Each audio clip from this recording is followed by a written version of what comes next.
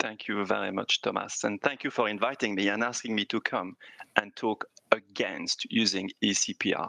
So, indeed, I'm coming from Cambridge in the UK. I've got no conflict of interest to declare. I'm working in a beautiful cardiothoracic hospital that indeed does a lot of ECMOs. And like you, I've been very busy in the last year. But in a normal year, we usually do 100 ECMOs per year, a bit more, and 50% of them are cardiac ECMO. However, despite our activity, despite the fact that we are a regional high-volume PPCI center, that we are one of the national mechanical cardiac support center, and indeed one of the respiratory ECMO center, and we have a lot of machine, we do not provide a routine eCPR program because we are still asking a lot of questions. By the way, we don't deal with children at all. It's interesting that the chair of EuroELSO and of the conference has asked me to come to talk against these arguments and try to be successful in contradicting him. I don't know. I mean, I need to say that ECMO CPR is not an option for out of hospital cardiac arrest. I don't know if I've been chosen because I'm a poor speaker. Or Jan, I don't know if you chose me because you know you're right and that you've got the backup of the team with all the people around there. I mean, 700 people listening to us and they all want to get to my throat at the moment. Or maybe they're all busy dealing with COVID patients and nobody will hear me winning the argument without any discussion. Or maybe you can shut me down using the technology that you are in charge of for the next 3 days. But let's go back to your medical oath. And remember that many years ago, you said that you would not harm patients, that you would be careful, and yes, you will try to cure them if you can. Let's talk about technical aspect of ECMO, and let's go to the clinical one later. I mean, technical aspect, ECMO is quite a simple system, isn't it? It's just a pump, you take the blood out, you bubble it, put it back in the patient. It's a simple concept, but indeed it's complex in its execution and many hurdles, many problems can happen. And I'm sure that I don't need to teach everybody here to suck eggs, but I will go very quickly to the main problem we encounter when we try to do eCPR. I mean, the first one, we use peripheral VA ECMO. That's what most of us will do in this situation. And we always have to think about the leg. And you know that if the leg is not safe, usually the patients will follow and will not be safe either. And peripheral VA ECMO should always maintain leg perfusion. You know that the second problem we face when we save the leg and we push the blood up the patient, we try to get the heart to start again, and that poor heart has been shaken, try to pump the other way. And so the blood has to go in various directions, and some of the body mind are being perfused, while the rest may not be because the lungs may have aspirated or may not be too good. And you end up with patients having this beautiful Harlequin syndrome, but also sometimes the brain doesn't survive. Peripheral VA ECMO should ensure all tissues are indeed oxygenated.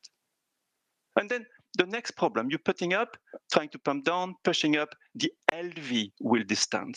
And that will lead to many problems, but the most common one is that thrombus will start to build up and then clots will start to fly around, jeopardizing the gut, the brain, the leg, and other issues. A recurrent problem in all the ECPR we are dealing with. So peripheral VA ECMO should have the LV is continuously vented. And then the fourth one, when you've avoided all this problem, you end up with patients and you don't know where to go. Or where we go quite often these days to the court of protection to try to help to sort out the problem of what to do with those people stuck on a machine and no other solution to them. Peripheral VA ECMO should ensure that there is a destination. And then the fifth problem, anticoagulation. I've already mentioned the thrombus, but that's in the current concept of eCPR, not talking about the CPR in itself. I mean, do you realize that CPR in itself causes trouble? That many patients will have complication. If you add to that eCPR, 30% of patients will have major bleeding. And if you look at data on CPR alone, up to 40% of patients have already threatening injuries of the spleen, of the liver, of the heart with bleeding. And that will just be increased by using the ECMO, the fibrinolysis, the platelets, and the anticoagulation you need. And in fact, we got very few data about those complications on eCPR. Many people don't report them. And the way to go around that for sure is that every single eCPR patient should go to the CT scan after you've been successful at doing it. So basically, from a technical viewpoint, it's quite a difficult thing to do. And you may have a lot of successful eCPR, but patients dying because of the CPR. So you need to be careful. But let's go. So do not harm. Maybe this is not totally met, but I know you're very careful, you're doing it well, and we should therefore look, will eCPR cure patient? So let's go on to the clinical aspect of it. Let's go back to what you discussed. Yes, there are trials out there. I mean, the chair trial or the arrest trial done by the superhero of ECMO. We all like them. They are proving the point. It's working. We should do it. And indeed, these trials show that it can save a life. But does it really talk about the people, about all the potential people, all the one you need to treat? But because it can save a life, indeed, it should be probably added to the chain of resuscitation. It should be added if you have the resources to throw in all what you need to make it successful, like you do very well in Prague, but you need a lot of people to make it happen. But because it can save a life, indeed, the European Resuscitation Council and other resuscitation councils across the world are thinking because it can save one, we should try it. But when you read the guidelines, and that's the last one, the one for this year, they just recognize that there is a poor level of evidence and that it only be used in a rescue position and only for very specific intervention when you know that there is somewhere to go, when you know that there is a PCI, where you know you may have a thrombus in the PA, or when you know you may just need to warm the patient, but only if there is absolutely nothing else to do. So ECMO CPR might be fine for the one life you save, but what about all the rest? That's the conundrum of ECMO, isn't it? I mean, you've seen that patient. I've already seen him 3 times during this congress and many times during my ECMO life. It's fantastic, isn't it? He was the first ECMO success. But nobody has ever answered my question. Did you just survive despite ECMO? The conundrum of ECMO is that it is difficult to demonstrate that ECMO makes a difference. We all know that ECMO can make the difference. So next year, when we all meet together again and I fall on the floor, please think about that. Don't just go with what I'm saying, but maybe consider if you have to do it in your own place. Think about the various factors. I could start by arguing the economics and tell you that healthcare cost is increasing. ECMO is you don't really want to listen to that because you know it, but that's not what we do. We are clinicians.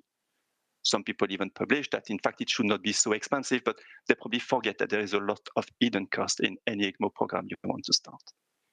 So I could argue the ethics, and I could go on for much more than 15 minutes, telling you that, yes, it's new technology, yes, it's nice to use it, but we should use it with wisdom. You know that.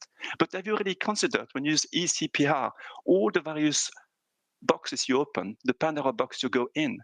Do you realize that sometimes you will bridge the patient to nowhere? Do you realize the ethical implication of that? Yes, you probably realize them, but what do you do when you're facing them? Do you understand the concept of presumed consent? Do the public, people understand what we are doing with it? Do they understand that we're shifting the responsibility of stopping a life to them after having taken that responsibility for many years? Do they understand that the studies we are talking about have a big patient selection bias? Very poor chance to be in it if you're a female, less chance to be in it if you're a black gentleman. Should we continue to do this? I mean, is it right? Is it right to put people on ECMO who may survive if they don't have it? And then where are the data we're using to justify what we are doing? And there are very few data. Jan, you've shown the few that are out there, and they are quite criticizable. We may not say that they are the best, but it's true that it's difficult to collect data when we are saving life. But still, we need them. We need them to understand a bit more what we do. eCPR is not the same as CPR, but we should look at the history of CPR to try to develop the history, the reality of eCPR.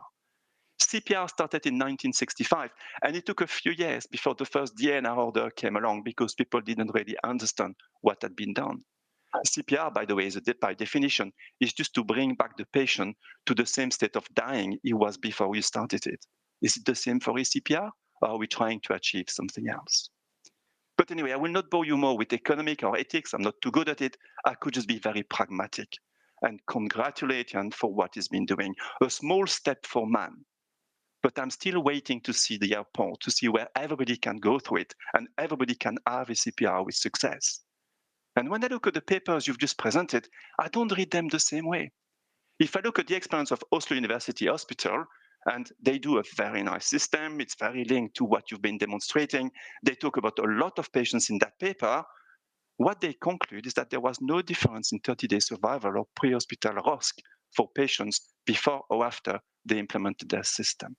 Okay, that's one country. So I could move to another country, move to another continent. And looking here, where in Korea, they looked at a large group of patients and found exactly the same. No difference before or after introducing ECLS.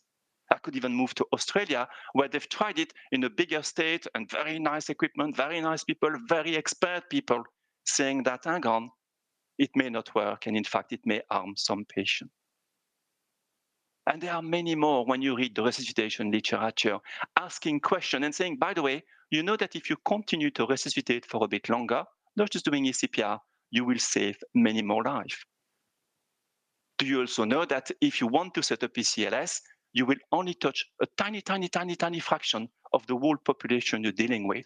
And it's even not yet sure that tiny, tiny, tiny fraction would not have done better without the ECLS. In fact, paradoxically, it seems much more difficult to find the right patient to apply than the ECPR technique itself. So we're talking a lot of something that may not be the right thing for anyone, only the right thing for a very, very small number of patients. They are reviewed, the review data, their review papers are coming out, they put the analysis all together. And as an ECMO enthusiast, when I look at them, I feel that everything is going in the right direction.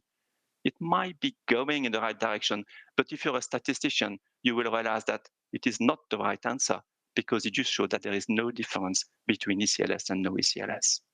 And then when you look a bit further down the trial and you ask specialists to look at that, they say, hang on, these are very poor trials done by very good people who spend a lot of time, but it's not good at all. The evidence is totally biased. We are missing a lot of points, and we need high quality RCTs to get a better answer. The other problem is that ECPR is one little pump in a very big system of resuscitation. It is one element of a chain of survival, and it could be derailed or could be made happen positively because everything else is there. So I think I'm in the wrong meeting. It's the wrong debate. It's the wrong location. This sort of discussion should happen with resuscitation people who are doing the 99.999% of the other patient to see if there is really a place for ECPR, for out-of-hospital cardiac arrest. And that's why I would argue vehemently that the piecemeal introduction of ECPR services should be avoided. We first need the trial, and that's why we are here. We need to try to build them and get the answer out there for everybody, not just for one. And we should do that quickly before we lose the equippers. But it's interesting that we are talking about a technique that might in fact put patients at risk, because you may end up by putting patients on who don't need it, or end up putting patients on who will have nowhere to go. So in conclusion, ECMO CPR and out-of-hospital cardiac arrest, I think we're going about it the wrong way. We've put the cart before the horses. We need to think a bit about differently. Oh yes, it is an option. If you go for, we need to cut the flow back in the patient. Yes, we need to use our machine and the technology. Yes, I'm a good doctor, I can do it. And every life counts when I do it, and every life I save is important. But it should not be an option when you think about the who, the when, the why, the where. If you think that you need to restructure your entire health system to make it work, and that you need to engage society, the ATCs, the economists, and everybody else to make it a success. So definitely, it is not the right option. Thank you. Thank you very much. Thank you very much. You had the position of the cat among many dogs here, but I think you have really been convincing and very entertaining in your arguments. And I can assure you, you were chosen because you're an excellent speaker, for no other reason. I think this will be hard for the discussion towards the end, but we have decided in the beginning that we actually shift all discussions towards the end, and I just want to remind you to ask questions with the Q&A option you have, and we will summarize these questions towards the end. I